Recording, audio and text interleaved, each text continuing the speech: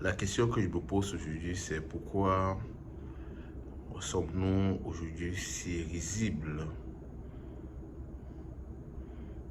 Parce que il est quand même surprenant que en écoutant les Africains d'autres pays, nous donnons l'impression d'être des gens qui n'ont pas de conscience ou des gens qui n'ont pas des mots pour exprimer leurs conditions. Or, nous savons très bien que si tu n'as aucun mot pour exprimer ta condition, ça veut tout simplement dire que ta condition ne t'appartient plus. Parce que je vais prendre 2 ou 3 cas de figure pour illustrer ce que je veux dire là.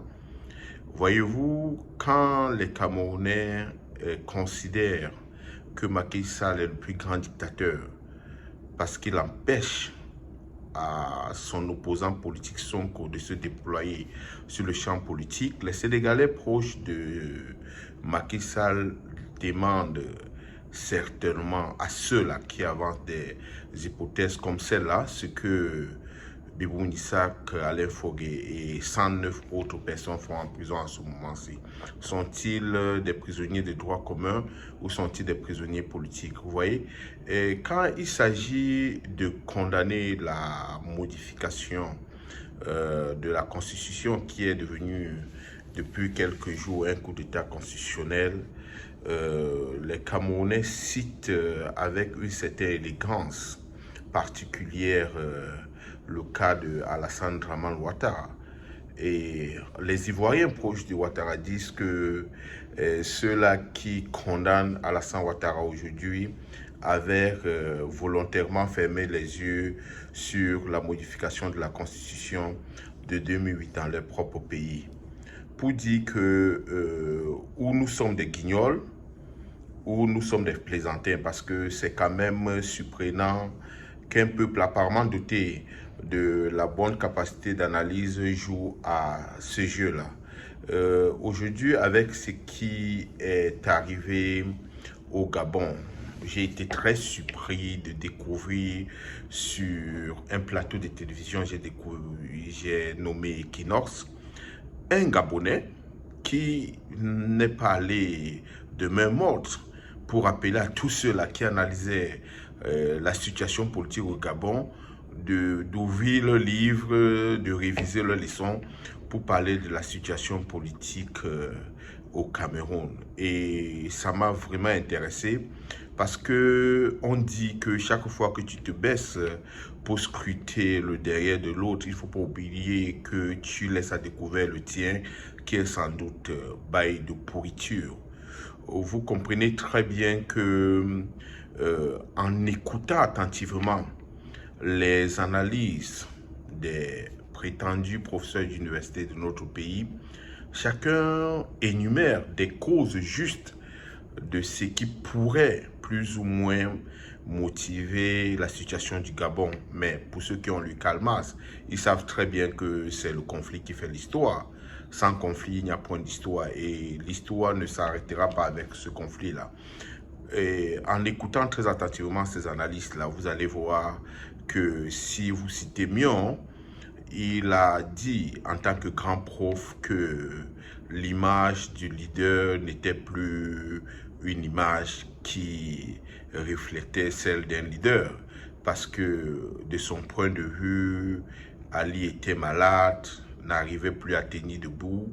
Et certainement, les Gabonais vont lui opposer un fait. Depuis 2018, a-t-il déjà rencontré sur la place publique le président de la République du Cameroun? Vous voyez, quand on essaie de faire des analyses plus ou moins empreintes de justesse quand ça concerne les autres pays, il faut, par le reflet du miroir, appliquer cette même analyse dans notre champ politique. Or, vous voyez très bien que le même individu, à la fin de son analyse, nous dira que ce n'est pas possible que ça arrive au Cameroun. Et l'autre, Abouya Manasseh, a tout simplement dit que ce qui est arrivé au Gabon, c'est dû certainement à 2 choses. La première, il a énoncé le fait que les opinions politiques divergentes n'étaient pas acceptées au Gabon Il a dit que le Gabon n'était pas une démocratie et il a plus ou moins ajouté que la période électorale était une période conflictuelle. Et vous voyez très bien que ça s'applique dans le cas du Cameroun, hein, pour parler simplement du respect de l'opinion politique des uns et des autres. Il y a certains jeunes Camerounais, pour avoir pris la carte d'un parti politique de l'opposition, qui ont, même sans sentence officielle contre leur personne, qui savent très bien qu'ils ne peuvent pas se rendre au Cameroun. Surtout qu'en regardant le sort qui est réservé à quelques militants des partis politiques, on peut se poser la question de savoir si l'opinion politique divergente est respectée au Cameroun. Et cela est à craindre parce que une conscience ne peut se construire sans aucune altérité. On ne peut pas imaginer un cas de conscience bien faite s'il n'y a pas une opposition à cette conscience-là. Sinon, elle risque d'être figée.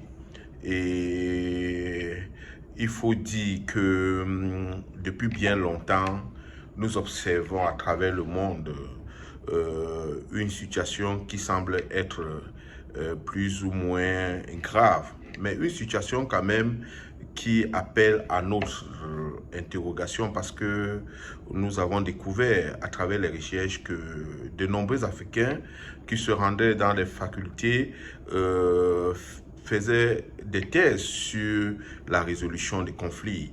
C'est l'occasion pour moi d'inviter ces Africains-là, si ces thèses les sont imposées, de poser la problématique de la prévention des conflits. Et c'est ici que j'invite le peuple camerounais. Au lieu de nous bomber le torse et dire ce qui arrive aux autres ne peut pas nous arriver, nous devons être préoccupés par la question suivante. Qu'est-ce que nous pouvons faire pour prévenir notre pays de cette épidémie de coup d'État, comme le disait M. Macron? Et je crois que ça passe d'abord par le respect de l'opinion politique divergente, ça passe par le respect des autres, ça passe par un dialogue inclusif entre les Camerounais. Il faut que les Camerounais apprennent à se parler. Vous avez remarqué que depuis au moins 10 ans, les Camerounais ne se parlent pas. Les camps, il y a une fracture, on dirait, une tranchée entre les différentes positions. Et cela laisse paraître sur la scène politique des personnalités qui avancent avec des cagoules ou des masques. Il faut que chacun laisse apparaître son vrai visage, que chacun s'exprime sans crainte d'une répression quelconque. Parce que, comme les autres le disaient, la conquête des cœurs ne se fait pas par la répression. La conquête des cœurs se fait par la manipulation et surtout par une doctrine qui tend à créer comme un consensus autour des questions nationales. J'invite donc tous ceux qui aiment ce pays comme moi de bien vouloir s'inscrire dans la perspective des critiques, bien qu'elles soient constructives, de bien vouloir s'inscrire dans la logique de la définition consensuelle des concepts qui jusque-là étaient galvaudés, tels que les concepts de république, les concepts de patriotisme et les concepts des institutions. Parce que la première institution qui est celle que je respecte, c'est l'institution citoyenne. Parce que c'est les citoyens qui, en fin de compte, à partir du rapport de force des nombres, détient le pouvoir, même si les autres se servent de leur bras armé qui est les trucs pour plus ou moins manipuler les résultats sortis des urnes. Nous voulons dire à tous ceux qui ne croient pas qu'un autre Cameroun est possible. C'est seulement si nous agissons autrement. Je vous remercie.